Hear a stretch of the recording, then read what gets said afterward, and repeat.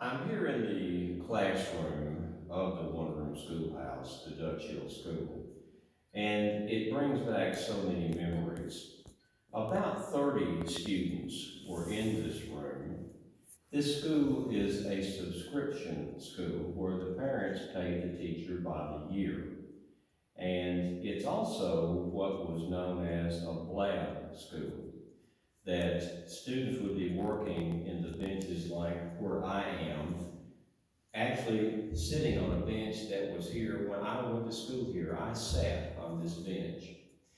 And when Teacher White, John D. White, called us, we would go to the center of the room and sit as a class and sit on one of these benches and would stand and recite.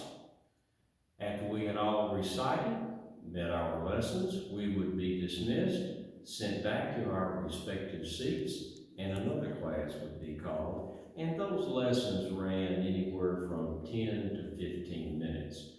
And that's why it's called a blab school, because we're all working around the edge of the room. The students here in the center in this area were blabbing their lessons to Teacher White.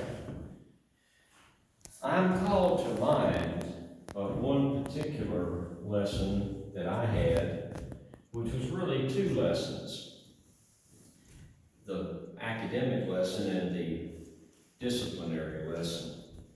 When we did our work, we would do the work on a slate, and we had the chalk and a piece of cloth, and we'd do our work and erase it like this, whatever we were working upon. But for the record, for the permanency of the lesson, we had a copybook. And when Teacher John D. White approved our work, we had to take it from the slate into a copybook. On one particular day, I had done my work, Mr. White had approved it, and I was working on my copybook. But then a man rode by the school on his horse, and I was looking out this window. And I was so taken with that image that I decided I'd draw the horse and the man. And I was busily involved in doing that piece of art when I sensed that there was something or someone behind me. I turned, and it was John White. And he was not pleased that I had departed my lesson. And he wasn't as pleased with the picture as I was. At that particular time, I was instructed to get a switch, one of the birch switches that Mr. White would gather every morning, and I received a liberal application of discipline with this switch to remind me to stay on task and do my work. So I would tell you that I held